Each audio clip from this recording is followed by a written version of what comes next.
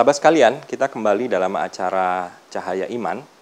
Kita sudah membahas apa saja sih yang bisa menghalangi kita untuk membaca panggilan dari Allah yang ternyata itu adalah mencintai dunia. Kata kuncinya adalah mencintai nih Mas Heri. Mencintai, benar. Ya, bukan dunianya. Bukan dunianya. Di kata tapi mencintainya itu, bagaimana penjelasannya ini? Ya, ada ilustrasi kisah yang sangat menarik di buku ini, Mas Heri, tentang seorang Syekh Sufi besar. Mungkin kita mengenal Ibnu Arabi, yang disebut Syekh Al-Akbari. Ketika beliau sedang di Tunisia, beliau bertemu dengan seorang nelayan yang cara hidupnya sangat unik. Nelayan ini setiap hari menangkap ikan, tapi semua hasil tangkapannya dia sedekahkan, dan dia hanya mengambil kepala ikan untuk dia makan malam itu. Gitu. Hanya kepalanya saja? Hanya kepalanya saja. Daging-dagingnya itu dikasih semua ikan yang lain dia sedekahkan. Dia sendiri miskin. Ya. Kemudian dia belajar kepada Ibnu Arabi, sampai selesai pada akhirnya si nelayan ini pun punya murid. Ibnu Arabi sudah ke Spanyol. Kembali lagi ke Spanyol. Kemudian suatu ketika muridnya ini harus mengadakan perjalanan ke Spanyol. Tapi pada saat yang sama nelayan ini merasa perjalanan perkembangan jiwanya terhambat, tidak berkembang. Nah, dia titip pesan ke muridnya ini, tolong temui guru saya, Ibnu Arabi, tanyakan kenapa perkembangan jiwa saya stagnan, kenapa berhenti. Baik. Ini gurunya mau belajar lagi? Iya, gurunya titip pertanyaan ke gurunya. Ya. Ya, gitu. Kemudian si murid ini berangkat ke Spanyol, dan di sana dia bertanya kepada masyarakat di mana rumahnya Ibnu Arabi, Syekh Sufi besar itu. Masyarakat bilang itu di puncak bukit ada istana, ada puri, itu rumahnya. Wah, dia sudah mulai kaget. Sementara gurunya di Tunisia, makannya kepala ikan nelayan sederhana. Dia miskin. Benar. Dia naik ke atas bukit, di sepanjang jalan ada kebun. Ini punya siapa? Punya Ibnu Arabi. Ada hewan ternak, ini punya siapa? Punya Ibnu Arabi. Dia cukup kaget gitu ya. Ini jangan-jangan orang ini materialis sekali gitu ya. Tidak mungkin dia guru sufi. Iya, tidak mungkin dia guru sufi. Karena kaya. Karena kaya. Kayaknya keterlaluan. Sampai ke atas, yang ditakutkannya terbukti. Istananya ini luar biasa, marmernya luar biasa, karpet paling mewah gitu ya. Kemudian pelayannya pun ini pakaiannya lebih bagus dari orang terkaya di kampungnya. Ini pakaian pelayannya pelayannya.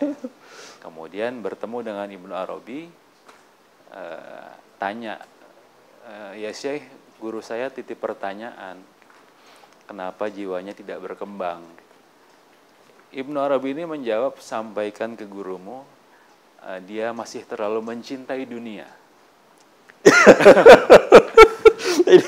Gurunya yang miskin, ya, itu dibilang masih cinta dunia. Ini seorang yang kayanya seperti itu berani bilang ke gurunya yang miskin, dia masih terlalu cinta dunia. Tersinggung muridnya ya. Dan dia pulang. Gurunya udah nanya, gimana apa kata guru saya? Gitu. Dia nggak mau ngasih tahu, kayaknya nggak pantas seorang sufi bicara begitu ke gurunya yang sangat sederhana. Gitu. Nggak pantas ya? Nggak pantas. Tapi terus didesak, akhirnya dijawab juga. Kata Ibnu Arabi, engkau masih terlalu cinta dunia. Wah, gurunya langsung menangis, dia benar katanya, dia benar. Setiap malam aku hanya makan kepala ikan, tapi masih berharap bahwa seandainya saja ini ikan utuh. Seandainya saja ini ada supnya, seandainya saja dan lain-lain. Sementara dia sendiri, Ibnu Arabi maksudnya, sementara Ibnu Arabi dengan kekayaan seperti itu, sudah tidak peduli dengan kekayaannya itu sebenarnya. Jadi kata kuncinya itu bukan di dunianya ya, iya, tapi di kata mencintainya. Benar, kata kuncinya bukan di kekayaannya, di seberapa banyaknya. Orang miskin saja bisa cinta dunia. Orang miskin saja bisa Contohnya cinta dunia, guru yang walaupun hanya makan kepala ikan, tapi berharap seandainya saja ini lebih enak. Dagingnya lebih banyak. Sementara yang sekaya seperti itu, dia sama sekali tidak peduli dengan kekayaannya itu. Tidak masuk ke hatinya. Jadi ini bisa menimpa orang miskin, tapi bisa juga orang kaya pun sebenarnya bisa selamat. Bisa selamat, benar. Kita kasih contoh misalnya Nabi Sulaiman dan Nabi Daud, itu kekayaannya keterlaluan juga. Keterlaluan juga ya. Kekuasaannya keterlaluan, tapi toh mereka termasuk kalangan kekasih Allah. Mencintai Allahnya pasti lebih dari semuanya itu. Ini ada beberapa kata kunci yang kita perlu urutkan ini. Mencintai dunia itu sebenarnya permasalahannya bukan di kata dunianya. Ada di kata mencintainya. Iya, ada di kata mencintai. Benar. Jadi dunianya itu mau sedikit, mau banyak, sebenarnya bukan itu poinnya. Bukan itu poin. Di mencintainya itu poinnya masalahnya. Adalah ketika kita diminta untuk tidak mencintai dunia, itu menceraikan dunianya dengan hati, dengan qalb. Tapi kan kita tidak bisa tidak mencintai dunia. Benar. Nah, gimana ini penjelasannya, Mas? Nah, itu masalahnya adalah kita masuk ke konsep zuhud di sini.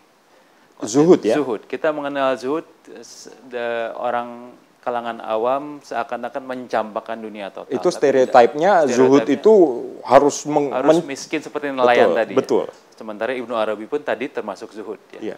Nah, ada ayat yang menarik. Sebenarnya Imam Ali mengatakan bahwa zuhud itu terhimpun dalam 2 kalimat di ayat Al-Quran.